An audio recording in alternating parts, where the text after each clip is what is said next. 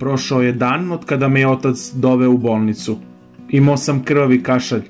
Naravno, znao sam da je to povezano sa mojom onkologijom.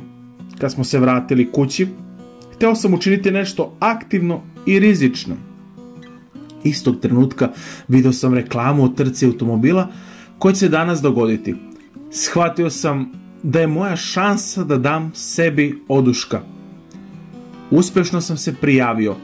Jedino sa čim sam imao poteškoće bio je dokument od lekara koji je dokazao da sam potpuno zdrav. Srećom, danas je bilo moguće rešiti na drugi način. U stvari, već sam nekoliko godina mogao voziti i ranije sam čak učestvovao u trkama. Početak je bio u 20 sati. Došao sam 40 minuta ranije da se presvučem i popravim raspoloženje. Trkačka staza nije bila previše teška, zbog toga sam bio miran.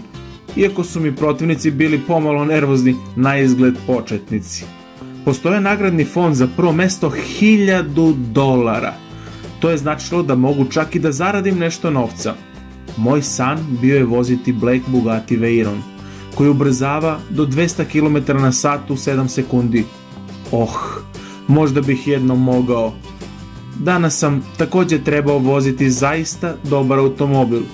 Porsche 911 Turbo i Turbo S.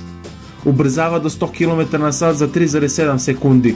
Nemojte se čuditi, prilično sam dobar u automobilima. Zahvaljujući ujaku koji me naučio da vozim. Publika je bila izuzetno uzbuđena. Neki od njih su bili veliki obožavaoci trka i kladili su se na današnje učesnike. Objavljeno je da su morali svi da zauzmu svoja mesta. U početku nisam bio nervozan, ali sada mi je srce ludo pulsiralo. I evo ga, priprema, pozor, start. Pritisnuo sam gas i ubrzo do ogromne brzine. Osjećao sam se neverovatno. Bio sam ispred svih i osjećao sam se slobodno. Potpuno slobodno. Bio sam srećan. Hteo sam ponovo da živim. Pustio sam sve probleme i ubrzao još više. Čuo sam podršku publike pa sam zamislio sebe kao Schumachera i pritisnuo gas. Vozio sam 3 kruga staze i prvi prošao. Pobedio sam. Bio sam toliko uzbuđen. Dobio sam novčanu nagradu i diplomu. Reporteri su me čak intervjuisali. Nakon takvih emocija i stresa nisam se osjećao dobro, ali radost je bila mnogo veća od svih bolova koje sam imao.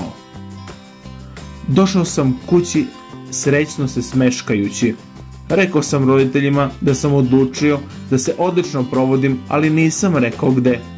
Bili su srećni zbog mene jer sam u posljednje vreme bio prilično tužan. Bilo je 23 sata kada smo čuli zvono na vratima. Moj otac je otišao da proveri ko je to.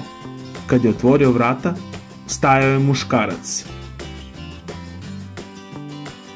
Rekao je reči koje su me potpuno šokirale.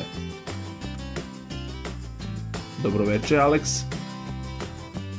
Već duže vreme pratimo vaš YouTube kanal. Želeli bismo da vam ponudimo partnerstvo.